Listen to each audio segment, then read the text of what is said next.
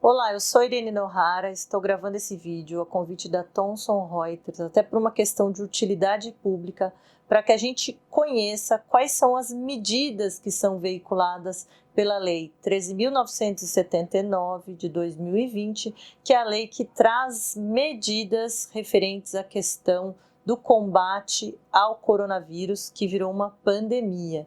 Então, nós temos agora uma situação muito delicada, que é justamente conter os efeitos dessa circunstância de pandemia, sobretudo no Brasil. E a lei trouxe medidas importantes. Eu vou começar falando de duas delas. Em primeiro lugar, o isolamento ou a quarentena. A diferença entre essas duas medidas é que, enquanto o isolamento significa você separar as pessoas que já estão contaminadas ou que possuem o vírus, mas que não manifestam a doença das demais, tanto pessoas, quanto bens, quanto meios de transporte. A quarentena, por sua vez, é aquela situação em que você, de certa forma, restringe atividades, separa pessoas com suspeita de contaminação, tanto pessoas, quanto bens, quanto meios de transporte. Então, nós temos essas duas medidas que são necessárias, são medidas que são determinadas pelo ministro da Saúde ou por autoridade gestora local competente para tanto, sendo que as pessoas que são submetidas, seja ao isolamento, seja à quarentena, e que devem contribuir com essa situação, são pessoas que depois terão suas faltas devidamente justificadas de acordo com a lei, tanto no seu trabalho privado quanto no serviço público. Três medidas que também podem ser determinadas diretamente pela autoridade gestora local. Em primeiro lugar, a realização compulsória de exames médicos, de testes, de amostragem, inclusive de vacinação. Isso em caráter compulsório.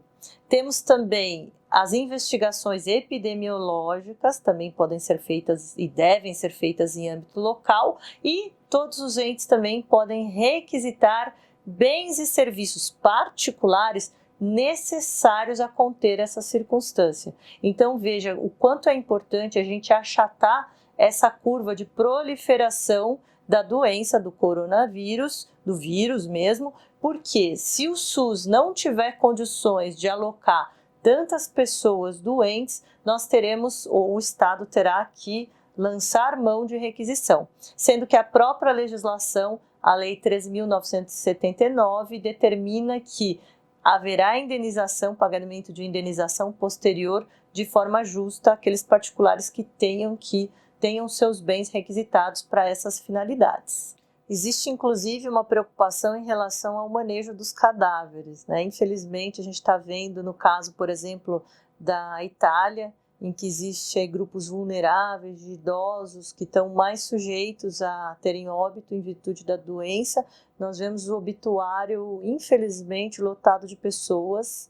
E aqui no Brasil a gente já tem como medida a questão da cremação, a questão do correto manejo desses cadáveres, inclusive da exumação e da necrópsia. Muito importante, pode ser, e também dramática, é a medida de restrição excepcional à entrada e saída de pessoas no país. É possível que haja um ato conjunto do ministro da Saúde com o ministro da Justiça e da Segurança Pública, no sentido de restringir a entrada e saída de pessoas, isso por meio de portos, aeroportos e rodoviárias, sendo necessário um parecer técnico da Anvisa para que haja essa medida mais drástica. Outra medida bastante importante é a autorização excepcional e temporária para importação de produtos, ainda que sem o registro da Anvisa, desde que tenha um registro da autoridade sanitária competente no exterior.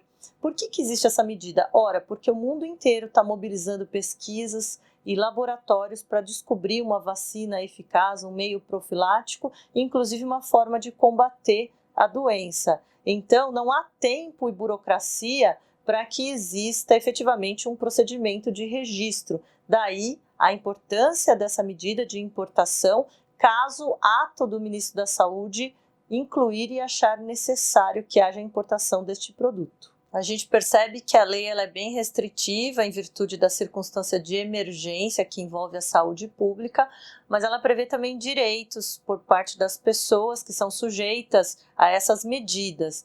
Então, nós temos o direito de ser permanentemente informado acerca do seu estado de saúde, dando assistência à família em relação a essa situação.